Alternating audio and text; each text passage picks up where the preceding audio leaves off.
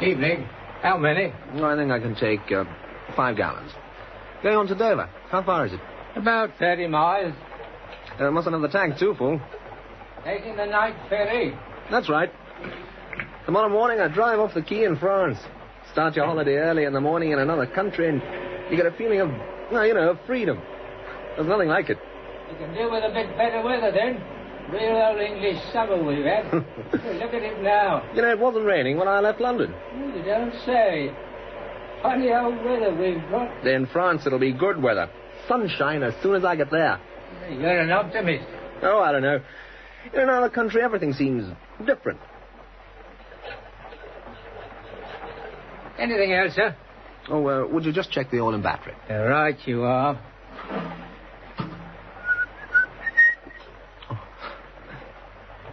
They're okay. No, thanks. That'll be £1 4 and twopence. Here you are. Look, keep the change. Thank you, sir. Hope it keeps fine for you. It will.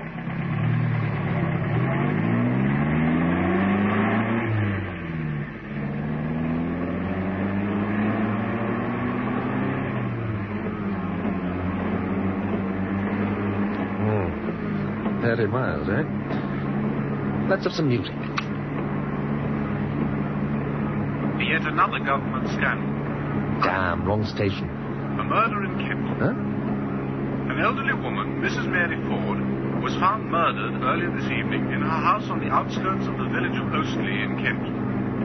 She had been brutally attacked and beaten. The house had been ransacked. And Mrs. Ford was something of a recluse, and it is thought that she kept a considerable sum of money in the house. But the police are anxious to interview a man who they believe can help them in their inquiries. That's more like it.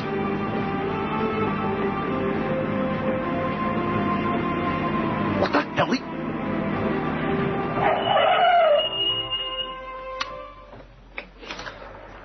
What do you think you're doing, standing in the middle of the road like that? If I hadn't had my eyes open, you'd have been killed. Flashing a torch. Well, I didn't see it. I've had a breakdown. I didn't see your car. Oh, it's down that little side road you've just passed. A good long way down. What's wrong with the car? I hate to say it, but I think the big end's gone. And for me, that's serious. Well, for anyone, I should think. Oh, especially for me, old man. Look here, can you give me a lift? Oh. I'm getting soaked. There's a transport cafe a couple of miles down the road. If you could drop me off there, I can make a phone call. And there's an AA box a mile back. Haven't got my key, old man. All right, then get in.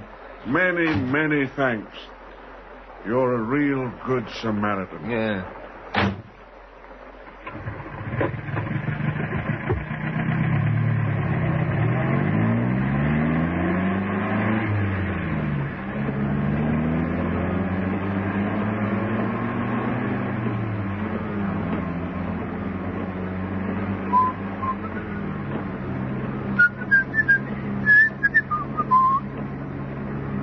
I'm dripping over your seat.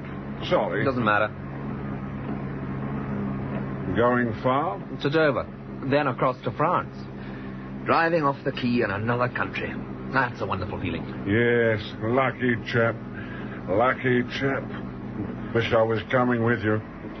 You married? No, I'm not. Lucky man. Well, I don't really mean that, but when I think of you single chaps, flat in London, time's your own, do what you like, go where you like, I feel envious sometimes. I didn't say I had a flat in London. And I work, too, even if I don't have a regular job. What's your line, then? I'm a writer, a freelance journalist. There you are. Freelance. Freedom. Oh, brother. Now, I said this breakdown was especially serious for me, and do you know why? Huh? I'm a commercial traveller. One of the knights of the road. And the old bus is my steed, as you might say. Without it, I'm lost. Point is, I must get to Folkestone tonight. I've got an appointment there first thing in the morning. If they can get my car going, well and good. But if not, I'm in trouble. Well, since you were going to Dover, you did say you were. Yes. Oh, well, you won't mind dropping me off at Folkestone, will you? Be the most tremendous help, old man. And waiting 5 minutes at the cafe while I phone. Phone? About the car. Must do something about it, you know. Make the gesture anyway. Oh, all right. What line do you travel in? Woolens. All sorts of woolens. You've got no samples. I left my samples case in the car, old man. Didn't want to drag it about with me. And your overnight case, too. Yes, that's right. Used to travelling light, you know. Sleep where I lay my head. Shocking business, that murder. What murder? Haven't you heard? Local one. Only a few miles away. Ostley, was it? Old woman had her head bashed in. Nasty business from the sound of it. Well, they'll get the chap, though. Yeah, somebody saw him coming out of the house. Police are anxious to interview Joe Dotes. Yeah, we all know what that means, don't we? You seem to know a lot about it. Well, I'm interested, you see. Are you interested in murder? Well, not particularly. I am. And I'll tell you why. Murder is easy. What are you slowing down for? I just passed a sign up there, single-line traffic, roads up. No, I see it. Didn't notice it. Yeah, well, murder is easy, as I say. I mean, look at the two of us in this car. Huh? You give me a lift, but you don't know me from Adam. Nobody sees me get in. I put a revolver in your ribs, tell you to pull over and stop. I shoot you, toss your body out of the car, drive away, leave the car in some town or other. Have to make sure I'm not spotted leaving it, of course. Then take 2 or 3 train and bus rides to put the coppers off the scent, and I'm away. With whatever's in your wallet, of course. It's been done, you know. I'm a student of crime, and I know. Damn. Sorry, old man. I seem to be putting you off your stroke. Oh, no, I was just thinking of the different things you'd leave lying around, which would mean you'd be caught, you know. Every murderer makes a mistake. Well, fingerprints, for instance. I'm wearing gloves, old man. You didn't notice. You must forgive me. I've got a funny sense of humor. No. Murder is fascinating, though. You must agree about that. I mean, the psychology of it. A chap goes in a house, bashes up an old woman in the hall, gets her money, what is it, £50, 100. He's got to live with what he's done for the rest of his life. Do you reckon it's going to worry him? I don't. A tramp at the door. You think that's what it was? The only thing that makes sense, isn't it? But I'll tell you how we'll know. If it was the tramp, call him that, you know what I mean? The police will get him in a couple of days. He'll have left his dirty paw marks or footprints or something all over everywhere. Everywhere.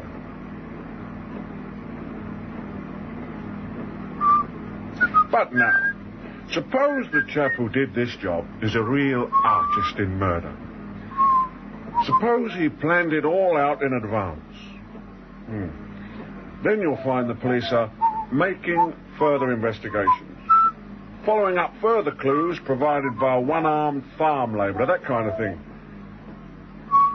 You ever read De Quincey, Murder as a Fine Art? No, I can't say I have. Yeah, it's got something, you know. Makes you shiver a little bit as you read it. Murder as an art is what interests me. Oh? And the really clever murderer, he just doesn't get caught. I don't see how you know. You're right, old man. How could I know? How could I know? The cafe's just coming up now. Joe's cafe. There on the left. That's it. Oh, yes, I see.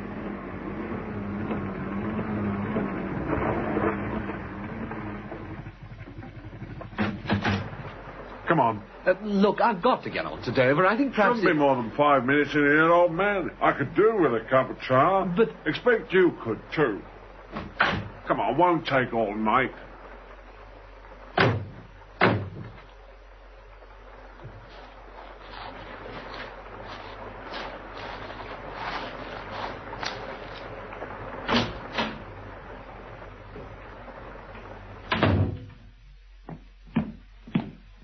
Evening, gents.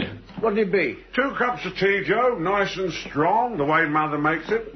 And can you do us sausages and chips? Right away. But look here now, I don't want anything to eat, and I've got to get on. Anyway, I'm not much of a sailor. Plenty of time if you're going for the night ferry. Won't be a couple of minutes. We'll both feel better with something hot inside us. I told you I don't want anything to eat. Very well. Just a cuppa for my friend here. Righto. I thought you wanted to telephone. So I do.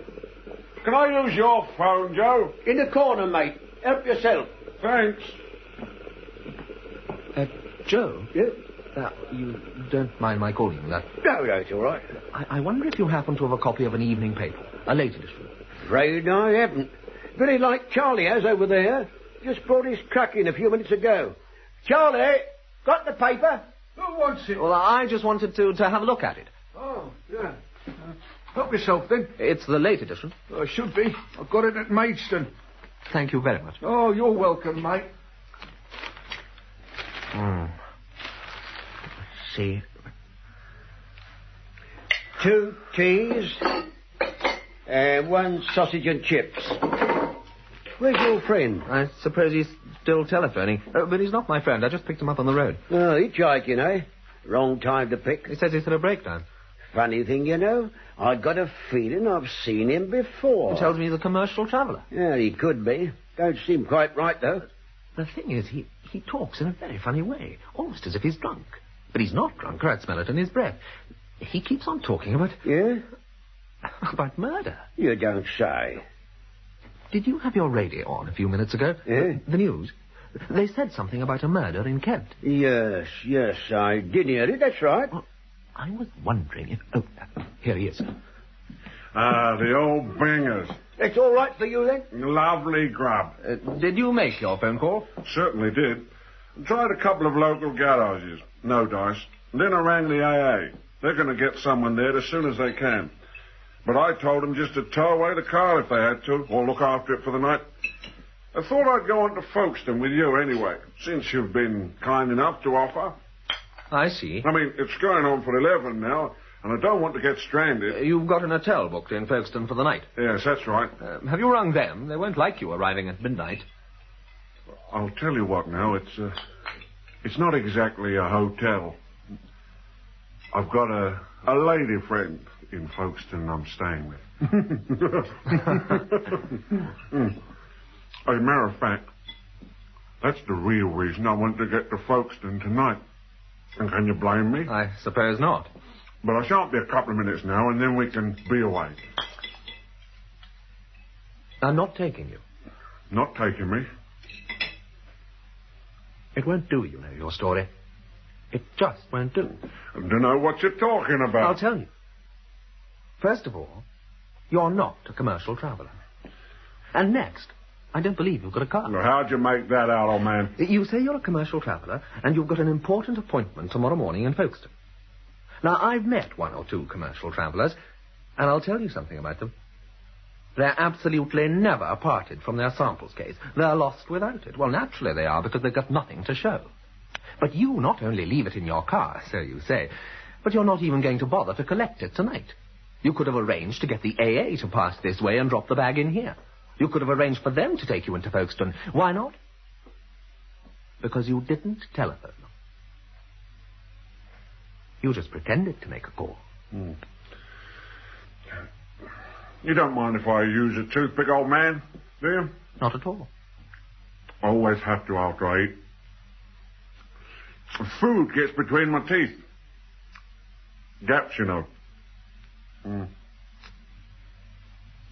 Lots of gaps.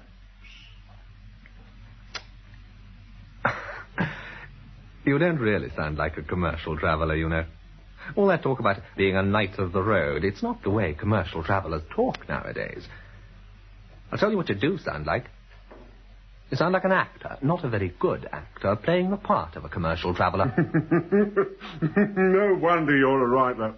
You've got a terrific imagination, old man. Could you do with another cuppa? I think you'd better listen to me. All right. But a cuppa makes a good story better. Joe, can we have 2 more cups of char? Coming up. And then the car. You said you left it a good way down a side road. Now, it wasn't raining all that hard, but you were very wet. And just look at your shoes. The mud on them. I'll tell you what those shoes look like. They look as though you haven't been just walking along a road. You've been walking, or maybe running, across fields. Sherlock Holmes. Honestly, give over. Here's your tea. Oh, thank you.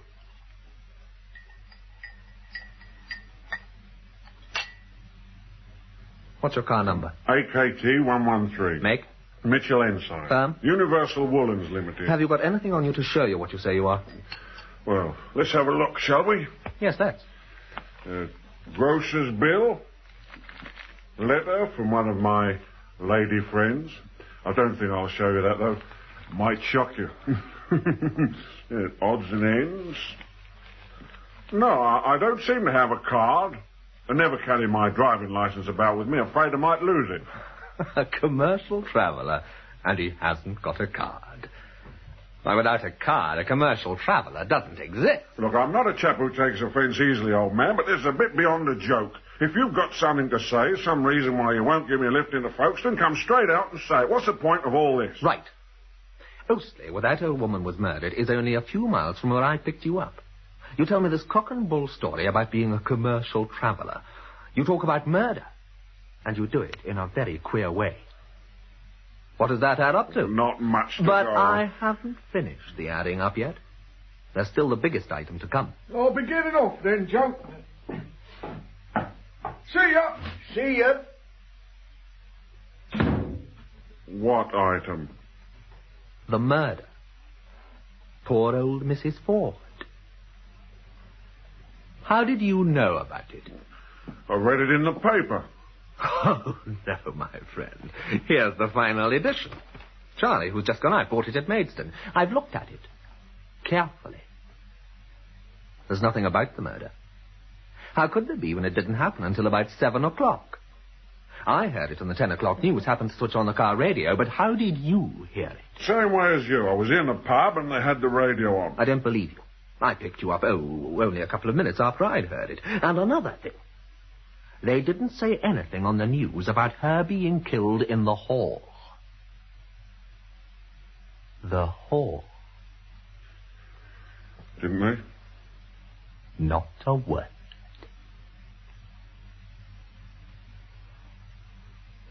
Well? Well, what?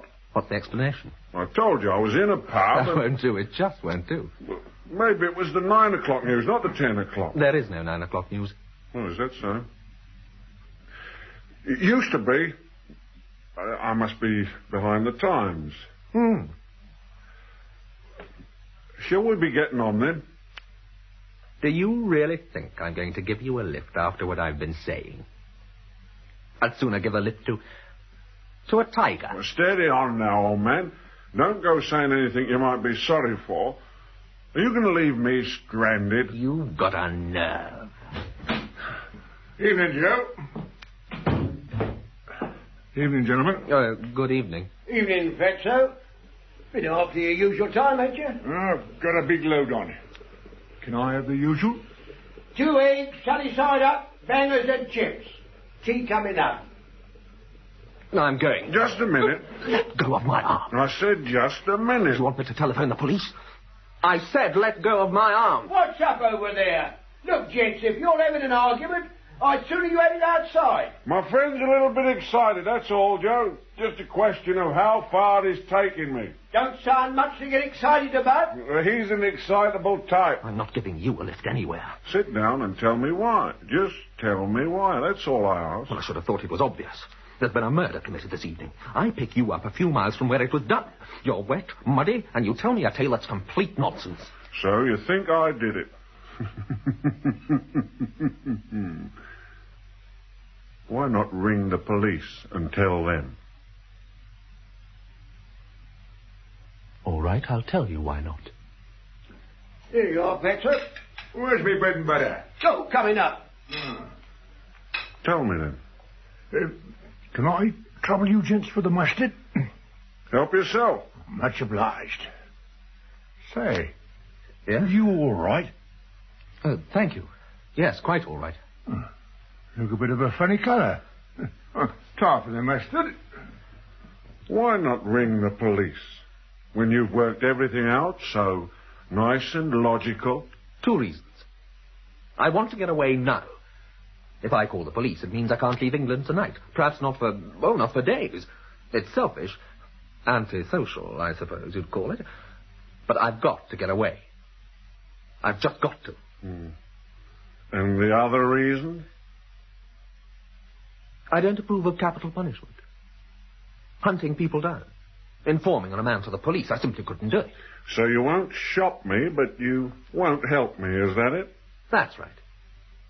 I've got my suspicions, but I don't want to know whether they're right or not. If I'm wrong, there's no harm done. Someone else can give you a lift. If I'm right, then I'm giving you a chance. Even a murderer deserves a chance, is that it? Hmm. Are you sure there isn't a third reason? What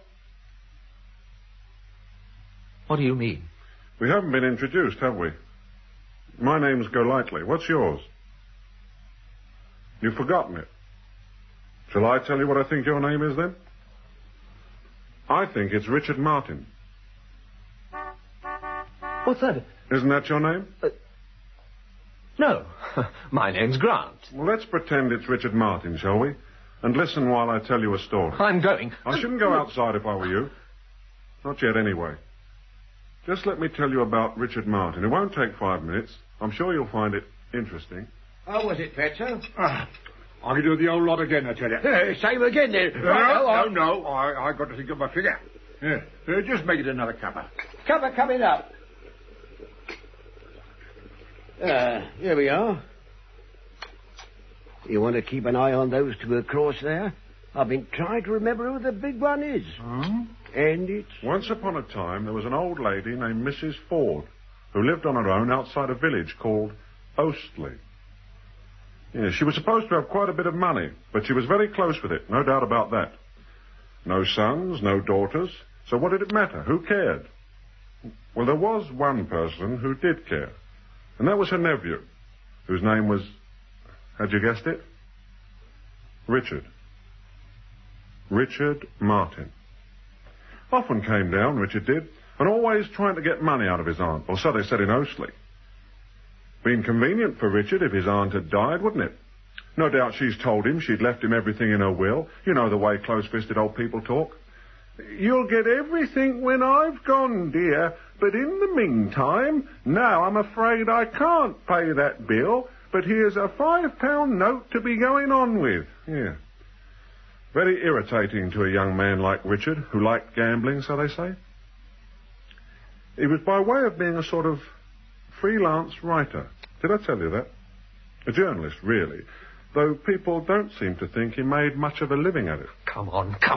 Well, one fine evening, it was a wet evening as a matter of fact, Mrs. Ford is murdered. Bashed over the head quite brutally, house ransacked, everything turned upside down, made to look like a spur-of-the-moment job. But it wasn't, though. Now, there's a witness who saw the murderer leaving the cottage. What? Didn't know him. The witness is a newcomer to the village, but he said he'd recognize him again in a minute. He described him for us nicely.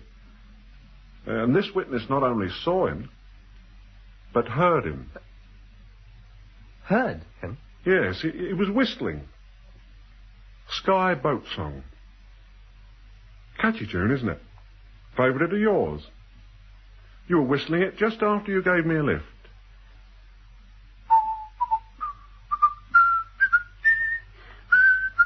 Shut up! Out of tune, am I? Sorry. You said... described him... for us.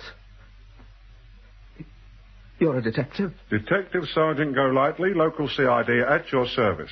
But I don't come in the story yet. I'm coming to me. What we think happened is this. Richard came down hoping to touch the old lady for a bit of money. Got wild when she didn't stump it, had a row and killed her in, well, the heat of the moment, you might call it. Then he tried to fix things to look as if it had been done by a stranger. Then he haired off back to London and decided to take a trip abroad, which was a bit silly, come to think of it. He'd far better have stayed put. We found out his plans when he rang his flat. The young man he shares it with told us that Richard had decided to go on a holiday abroad quite suddenly. No. He was taking the car, going down to Dover. We knew the car number, so Detective Sergeant Golightly, poor mug, is detailed off to stand in the road and stop it. He got very wet. We had other people on other roads Richard might have taken doing the same thing. You've got nothing against me. You made a slip, you know. You said Mrs. Ford was killed around 7 o'clock. So she was. But that wasn't in the radio news item. Let me go. I'm going. Darling, Sergeant, what's up? Now then, Joey, I don't want no trouble. They're waiting out there for you. Don't try to stop me. I've got a gun. Don't be a fool. Let go.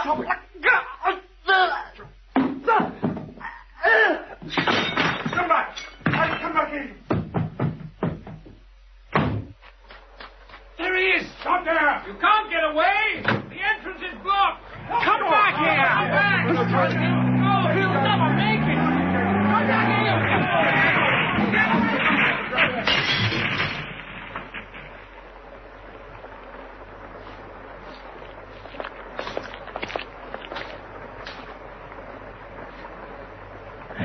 He's bought it all right. Fatso, look at that bit of glass. Right through the neck. Golightly? Yes, sir? It was Martin, all right, was it? Yes, sir. He made a slip, mentioned the time she was killed, but there were only the two of us, and of course he'd have denied it. I'd have tackled him in the car, but I thought he might have a gun, that's why I phoned. You did right. What made him run? I told him there was a witness who'd seen him leave the house, heard him whistling that song. You remember, one of the villagers said he was fond of it. There was no witness. No, sir. But he didn't know that. And he was fond of whistling. Whistled in the car. I don't like it myself. Bad habit. Can get you into a lot of trouble.